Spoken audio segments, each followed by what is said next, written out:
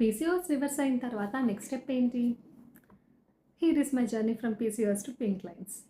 So PCOS reverse అయిన తర్వాత doctor దగ్గరికి వెళ్తే ఫర్టైల్ పీరియడ్ అనేది ఎక్స్‌ప్లెయిన్ చేసి 2-3 మంత్స్ ట్రై చేశాక అప్పుడు రమ్మని చెప్పారు. ఎక్కువ కాలం వెయిట్ చేయొద్దని కూడా చెప్పారు. So fertile period is nothing but day 1 మన పీరియడ్ అయితే day 14 is the ovulation day.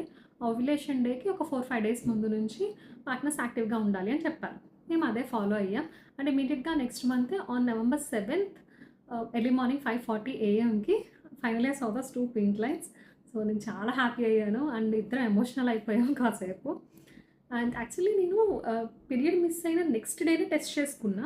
But మా వారు వెయిట్ చేయమని చెప్పారు. ఒక 2-3 డేస్ ఆగి చేసుకోవచ్చు కదా అన్నారు. బట్ నా బాడీ నాకు చాలా స్ట్రాంగ్ ఇంట్యూషన్ ఇచ్చింది it is going to be positive అని. వై బికాస్ నాకు ఎవ్రీ మంత్ ఒక పింపుల్ వస్తది. దానంతట అదే పోతది మళ్ళీ పీరియడ్ అయిపోయాక. కానీ ఈ మంత్‌కి 5-6 పింపుల్స్ ఒకేసారి వచ్చాయి. అండ్ నాకు ఆ టైర్డ్‌నెస్ అది కూడా కొంచెం తెలిసింది ఆ మంత్ అంతా కూడా.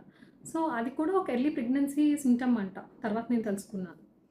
సో అలా తెలిసింది. అండ్ ఆ నెక్స్ట్ డే మేము డాక్టర్ దగ్గరికెళ్ళాము. She is very practical. హ్యాపీగా టెస్ట్ చేశారు. పాజిటివ్ కన్ఫర్మ్ చేశారు. ఫోలిక్ యాసిడ్ టాబ్లెట్స్ ఇచ్చారు. 2 వీక్స్ తర్వాత వచ్చేయండి అన్నారు. కంగ్రాట్స్ అని చెప్పలేదు. అది నేను కొంచెం బ్లాంక్ అయ్యాను. అంటే హార్ట్ బీట్ వచ్చిన తర్వాత సెలబ్రేట్ చేసుకుందాం అన్నారు. Oh! Okay. Still we have to wait అనమాట. ఇంకా చాలా ఉంది దీనికి అని అప్పుడు అనిపించింది. ఆ వెయిటింగ్ పీరియడ్ అయితే అసలు మామూలుగా లేదండి.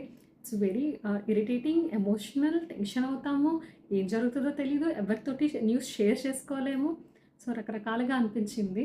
సో ఫైనల్లీ ఆ స్కాన్ డేట్‌లో ఏమొచ్చిందో కూడా నెక్స్ట్ వీడియోలో చెప్తా.